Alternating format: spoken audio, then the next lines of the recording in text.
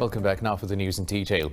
India has recorded the highest daily coronavirus deaths in the world, with 912 new fatalities, taking its death toll to over 56,700.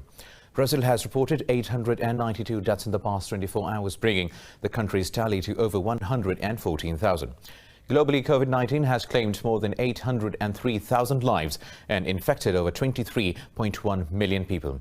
This report has details.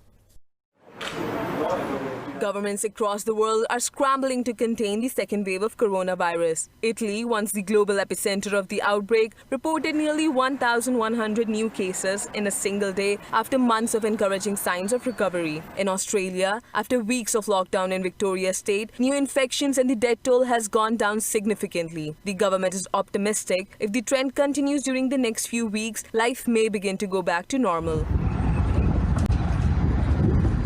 We are confident that because of the amazing work that Victorians are doing, we will get to the other side of this, and then we can begin the really important process, that hopeful process of trying to repair, and I think succeeding in repairing the damage that this pandemic has done.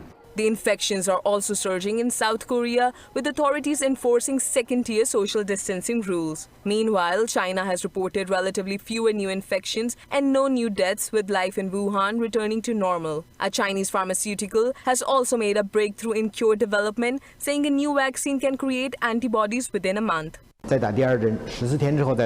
Small mutations will not affect the vaccine, and the same vaccine can deal with different epidemic strains.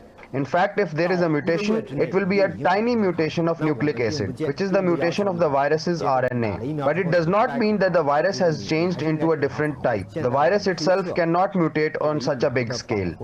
Elsewhere, South Africa has also registered a spike in cases, with most deaths reported in the tourist hotspot of Cape Town.